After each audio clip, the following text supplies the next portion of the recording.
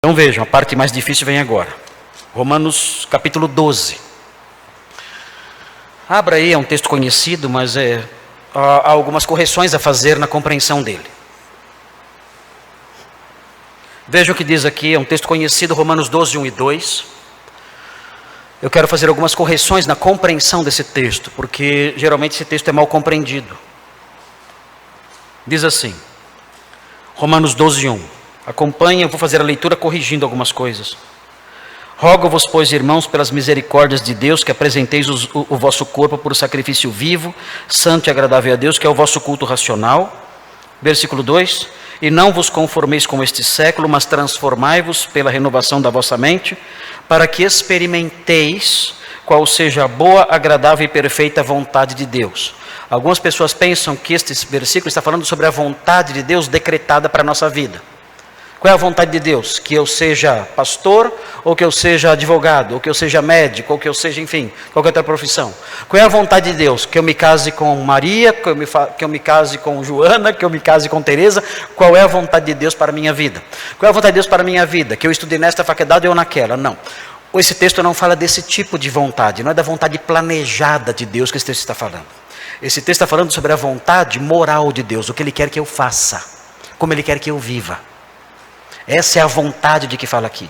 Não são seus planos para a minha vida, seus decretos para a minha vida, a sua vontade em termos do que Ele quer que eu seja, ou eu realize. Não, mas a sua vontade moral, como Ele quer que eu viva. E a palavra experimentar significa vivenciar.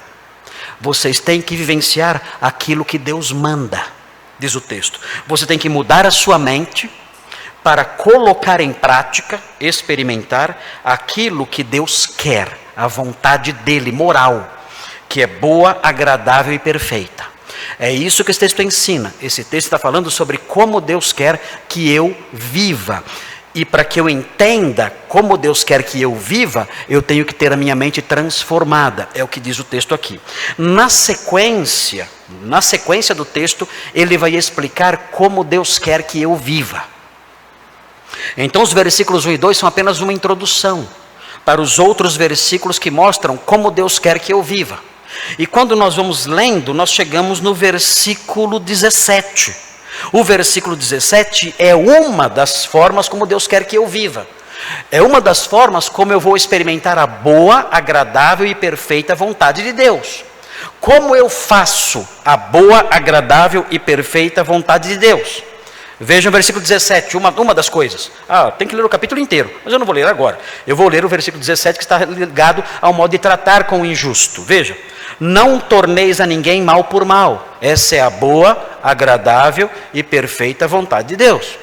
Não torneis a ninguém mal por mal. Esforçai-vos por fazer o bem perante todos os homens, diz.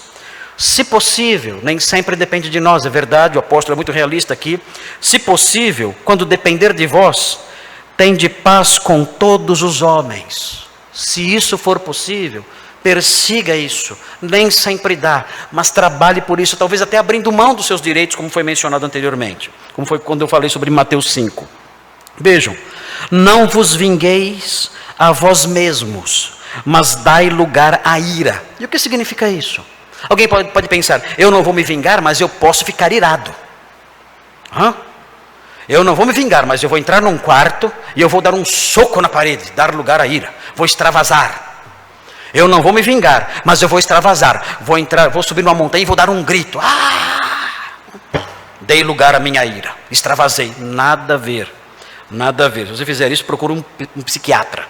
Se você começar a dar soco em espelho e gritar por aí fora, procure um médico. Você está precisando de ajuda médica. Veja, quando esse texto diz, dai lugar à ira, significa dê lugar à ira de Deus. Deixe a ira de Deus trabalhar. Não se vingue. Deixe a ira de Deus trabalhar. A ideia é a seguinte, uma ilustração uma ilustração de um contexto mais recente. É o soldado que está indo para a batalha, está indo enfrentar o inimigo, e ele vê que um tanque de guerra está chegando atrás dele, dos seus aliados. O que ele faz então? O tanque de guerra está chegando, está vindo atrás dele. O que ele faz? ele dá lugar ao tanque de guerra. Eu estou indo lá atacar o inimigo, o que eu faço? Eu paro. E eu dou lugar ao tanque de guerra. O tanque de guerra passa. Isso é o que esse versículo ensina. Não se vingue, não. Dê lugar ao tanque de guerra da ira de Deus. Você está indo com a sua faquinha, com seu canivetinho, lá para se vingar. Não faça isso. Não faça isso. Não continue na sua marcha, na direção do inimigo, não. Dê lugar ao tanque de guerra. Saia do caminho. O tanque de guerra vai passar. Essa é a ideia presente aqui. Uau! Senhor, gostei disso. Quer dizer que é o tanque de guerra que vai pegá-los? Sim, é o tanque de guerra. Não você. Saia do caminho. Deixa o tanque passar. Dá medo, hein? Medo para eles. Mas é o tanque de guerra de Deus que tem que passar, não você. E veja, porque está escrito. Vejam o tanque de guerra falando agora. A mim pertence a vingança. Eu é que retribuirei. Diz quem? Diz o Senhor. Saia do caminho. Saia do caminho. Deixe o tanque passar. Ele fará justiça. Veja agora a parte mais difícil. Largue o canivete. E veja, deixe o tanque passar. E veja o que você faz depois que o tanque passa. Essa é a parte difícil. Pelo contrário, se o teu inimigo tiver fome, meu Deus, dá-lhe de comer.